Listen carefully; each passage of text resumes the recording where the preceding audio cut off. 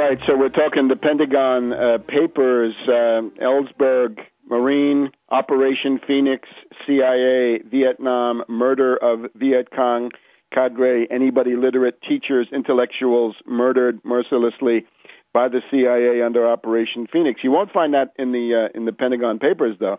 Really shouldn't have been the Pentagon papers. It should have been the CIA papers, and this is precisely the tale. When this was put together, Morton Halperin, Leslie Gelb, Paul Nitze, Paul Warnke, this guy Russo, and others essentially created this fake history. It was then sanitized, expunged, edited, massaged. You get the idea. The result is the CIA scrubbed itself out of the Vietnam story, blaming the military. How interesting. And it also portrays JFK as the villain of the piece. Kennedy becomes the main warmonger. Don't take it from me. We have Mort Saul, the very interesting comedian back in those days, laughing, saying, well, these leftists look to Ellsberg as a hero because they didn't have any heroes. They were so hungry for heroes, they took what came along, and it looked like Ellsberg. You can see the same thing being done with Assange. You can look at different essays on the Internet. Douglas Valentine of Counterpunch, 2003, interesting essay attacking this. When Ellsberg was in Vietnam, he worked for General Ed Lansdale of the CIA, a CIA general, a CIA operative under military cover. This was the CIA Revolutionary Development Plan. This then became Operation Phoenix, mass murder. This is Graham Greene, Alden Pyle, The Quiet American. That's the novel. It's also General Hillendale in The Ugly American by Lederer and Burdick. It's the area of countergangs. And, of course, that reminds us of WikiLeaks in the area of the countergangs. There never was a probe of the CIA about this, only the Pentagon. You get the general idea.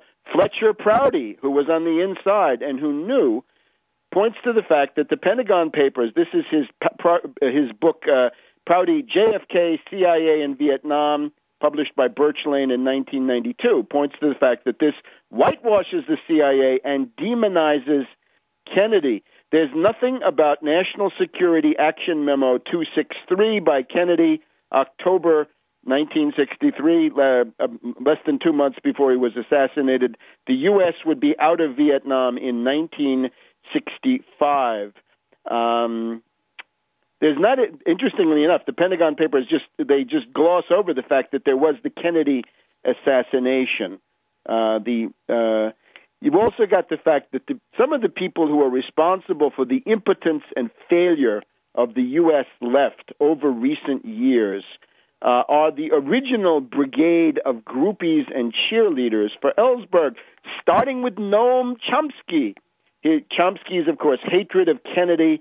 Chomsky's been on a lifetime crusade to validate the thesis of Ellsberg's Pentagon Papers, or the Pentagon Papers as edited and presented by Ellsberg, that Kennedy was evil. Kennedy did all these things. It's essentially the mentality of the CIA, going back to the CIA failure at the Bay of Pigs, Kennedy's firing of Allen Dulles, easing out these other characters, Bissell and indeed Wisner, reminds us of the Sarkozy angle on the Wisner family. So I think you can see it. Other friends of Ellsberg, Richard Falk. Hey, how about that? Noam Chomsky, Howard Zinn, Peter Dale Scott, unfortunately, also out there leading the charge. Senator Gravel, of course, for political reasons, battened on to this stuff. It is wrong to be an opportunist. You also got to check out this Anthony Russo, the co-defendant of Ellsberg. Speaking of co-defendant, Ellsberg's lawyer, Leonard Bowden, National Lawyers Guild, the father of Kathy Bowden, weatherman, terrorist, in jail for murdering 2 security guards and a cop in the Brinks robbery. Her son, Chesa Bowden, the son of Kathy Bowden and Dave Gilbert, in this Brinks robbery in New York State, 1981, grew up in the area of Obama, because this child was adopted then by Bill Ayers and Bernadine Dorn, brought up in Chicago in Obama's neighborhood. This kid was born in 1980. He's now, he went to Yale. He became a Rhodes Scholar. He's going to Yale Law, got all the advantages. But this was when, in 1995, Obama started his career with a dinner and a fundraiser at the home of Bernardine Dorn and Bill Ayers. Then that's when they might have met. Leonard Bowden, the lawyer for Ellsberg. Anyway, you get the idea. Interestingly, Morton Halperin is also one of the backers of Philip Agee, which is another example of a self-exposure, disinformation, limited hangout operation. And that is what we're dealing with again now. And let's see, what is the goal? In those days, it was mainly this idea, to push the questions away from the CIA, to make Kennedy, who was by then, of course, long dead, to blame Kennedy. What's the goal now today? Well, we even have a coordinated action going on. Pick up the Wall Street Journal, Thursday, July 29th. The Divine Plan. It's not divine, it's Jack Devine, D-E-V-I-N-E. Jack Devine, former CIA Deputy Director of Operations, Chief of the CIA Afghanistan Task Force, 1986-1987, Iran-Contra, currently working in private industry. Jack Devine says, the CIA solution for Afghanistan.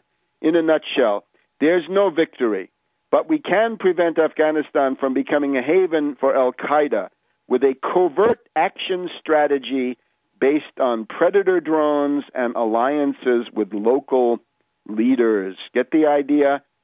Assassinations through predator drones, warlords and drug lords working with the CIA on the ground. And as he correctly says, this is what was done in October, November, December of 2001. A small band of CIA operators restored old ties to Afghan tribal leaders, warlords and drug lords, teamed up with U.S. Special Forces, and backed with U.S. air power, they toppled the Taliban in a matter of weeks. So you get your military forces out of Afghanistan, where they're only going to be sitting ducks for the Iranians if you go through with that lunatic project, and you can do it all from the skies and using a few people on the ground. You can destroy targets as they appear.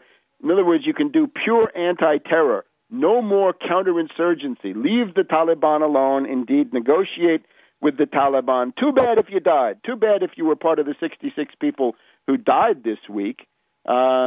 And, of course, he says, well, the CIA was wrong in Chile in the 1970s, wrong in Central America in the 1980s. These were mistakes or failures. How about crimes? How about Nuremberg crimes?